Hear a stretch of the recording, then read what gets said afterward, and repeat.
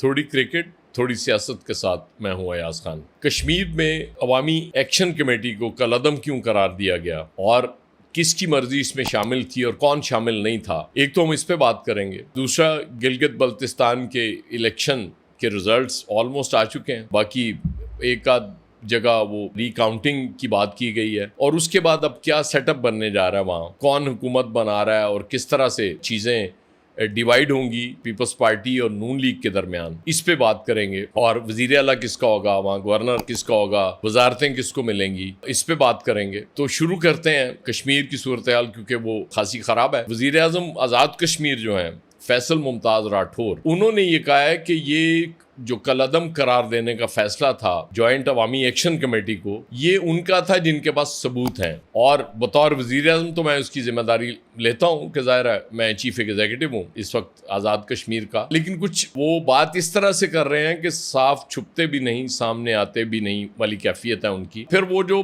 مہاجرین کی سیٹیں ہیں، ٹوٹلی وہ یہ کہہ رہے ہیں کہ اس میں پی ایم ایل این کا مفاد ہے، پی ایم ایل این نہیں چاہ رہی یہ سیٹیں ختم ہوں۔ تو یہ اتنا بڑا مسئلہ نہیں تھا کہ 12 سیٹوں پہ اس طرح سے یہ مذاکرات ناکام ہو جاتے اور بات نہ ہو سکتی۔ صرف ایک پازیٹیو چیز جو بات وہ کر رہے ہیں اب بھی، کہ وہ مذاکرات کے لیے تیار ہیں۔ ان سے یہ بارہا پوچھا گیا کہ جب کالعدم قرار دے دیا آپ نے ایک تنظیم کو، ایک کمیٹی کو، تو پھر یہ کیسے ممکن ہے کہ آپ ان سے مذاکرات کریں گے؟ وہ کہہ رہے ہیں کہ جی ٹھیک ہے، ان کی جو لیڈرشپ ہے اس سے نیچے بات ہو سکتی ہے۔ اس کی وجہ یہ ہے کہ ان کے ساتھ جو لوگ ہیں، جو کشمیری ان کا ساتھ دے رہے ہیں، وہ ہمارے اپنے لوگ ہیں اور ہمیں ان کی بات سننی چاہیے۔ یہ بڑی اچھی اپروچ ہے۔ ظاہر ہے عوام جب سڑکوں پہ نکلتے ہیں تو ان کے اپنے بھی گریوینسز ہوتے ہیں، جتنی مرضی وہ لیڈرشپ کوشش کر کے ان کو نہیں نکال سکتی جب تک ظاہر ہے وہ خود نہیں چاہ رہے ہوتے۔ باقی کچھ مناظر بڑے خوفناک ہمیں اس دوران نظر آئے۔ سی ایم ایچ ہسپتال کے اندر جس طرح سے حملہ ہوا، پھر ایک آڈیو جو گفتگو لیک ہوئی کل، وہ اس میں تشدد کے حوالے سے،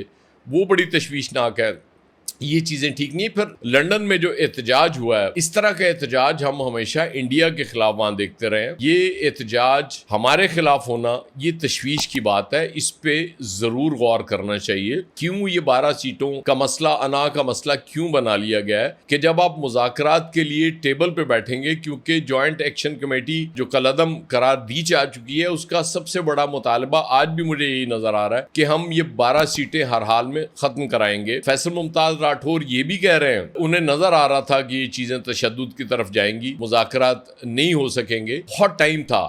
اور آپ کو یاد ہوگا یہ وہی فیصل ممتاز راٹھور ہیں جب اس جوائنٹ ایکشن کمیٹی کے ساتھ جب مذاکرات ہو رہے تھے تو یہ حکومتی مذاکراتی کمیٹی کے سربراہ تھے اس وقت بھی، اور اسی لیے ظاہر ہے اس کے بعد ان کو یہ وزیر اعظم کا منصب بھی ملا، کیونکہ اس میں انہوں نے بڑی اچھی پرفارمنس رہی تھی اور اس وقت ختم کرایا گیا تھا اس احتجاج کو۔ ایک بار یہ احتجاج اس لیول تک پہنچا تھا تو اب ہمیں دوبارہ اس کو شروع ہونے کی اجازت اس لیے نہیں دینی چاہیے تھی کہ ہمیں اس سے پہلے اس کمیٹی کے ساتھ ان کو بیٹھ جانا چاہیے تھا سیاستدانوں کو، کیونکہ بہت سے معاملات ایسے ہوتے ہیں جو سیاستدان براہ راست حل کر سکتے ہیں بیٹھ کے، کیونکہ انہیں پتا ہوتا ہے کہ کچھ لو اور کچھ دو کی بنیاد پہ چیزیں آگے بڑھ سکتی ہیں اور بڑھ جاتی ہیں، لیکن بدقسمتی ہے کہ نہیں ہوا۔ گورنر پنجاب سردار سلیم حیدر کی بھی گفتگو میں رات ایک دیکھ رہا تھا، وہ بھی یہی بات کر رہے تھے کہ ان سیٹوں کو اسپیشل سیٹس میں کنورٹ کیا جا سکتا ہے، جس طرح ظاہر ہے وہ باقی صوبوں میں ہوتا ہے، نیشنل اسمبلی میں ہوتا ہے کہ وہ اسپیشل سیٹس کا ایک کوٹا ہوتا ہے، تو یہ 12 سیٹس ادھر دی جا سکتی ہیں۔ اب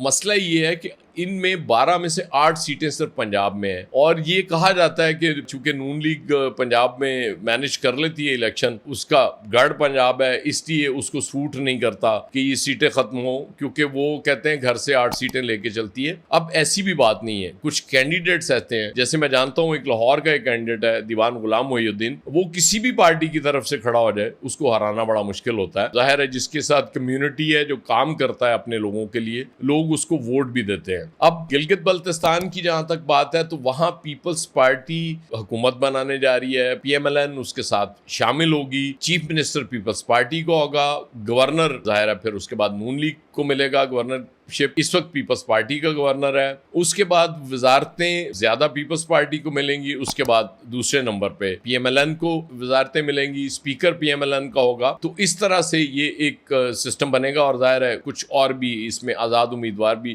شامل کیے جائیں گے, کیونکہ اچھے طریقے سے پھر ایک کولیشن چلا کے وہاں آگے بڑھا جائے. وہ تو چیزیں اب طے ہوتی نظر آ رہی ہیں, اور مستقبل میں آج کی تاریخ تک میں یہ کہہ سکتا ہوں کہ آزاد کشمیر کے الیکشن کے بعد وہاں کی وزارت عظمیٰ بھی پیپلز پارٹی کے حصے میں آئے گی. اسی لیے بجٹ کے جو اختلافات تھے بجٹ کے ایشوز پہ پی ایم ایل این اور پیپلز پارٹی کے, وہ کل بلاول کی ملاقات ہوئی ایک پرائم منسٹر سے. اس کے بعد پرائم منسٹر پریزیڈنٹ سے ملے, آصف زرداری سے, اور وہ معاملات طے پا گئے, اور اب کوئی اختلاف نہیں رہا ان دونوں پارٹیوں میں. اس لیے پیپلز پارٹی اب بجٹ کو سپورٹ کرنے جا رہی ہے. یہ بڑا بہترین موقع ہوتا ہے پولیٹیکل پارٹیز کے لیے بلیک میلنگ کا, کہ جب بجٹ آ جاتا ہے تو اس سے پہلے بہت سے مطالبات وہ منوا سکتے ہیں. اگرچہ پیپلز پارٹی یہ کلیم کرتی ہے کہ وہ گورنمنٹ میں نہیں ہے, وفاق میں, لیکن اس کے باوجود آپ اس کو گورنمنٹ میں ہی سمجھیں, وہ گورنمنٹ کا حصہ ہے ہمیشہ, کیونکہ اہم معاملات میں جب وہ ساتھ دے رہی ہوتی ہے, ووٹ دے رہی ہوتی ہے گورنمنٹ کو. اسی طرح سے میں ایک اور بھی ریکویسٹ کرنا چاہوں گا کہ جب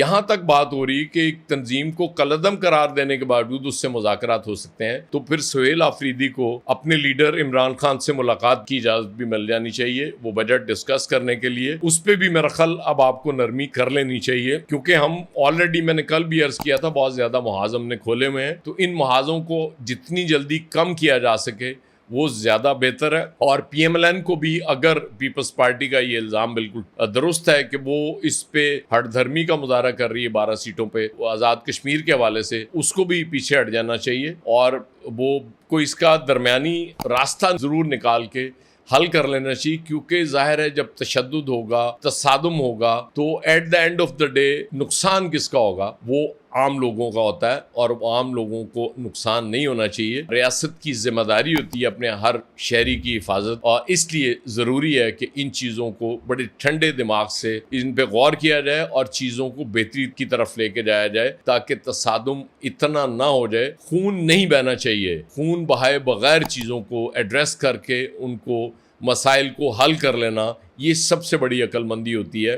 تو امید کرتے ہیں کہ اس طرف بھی دھیان دیا جائے گا. بہت شکریہ.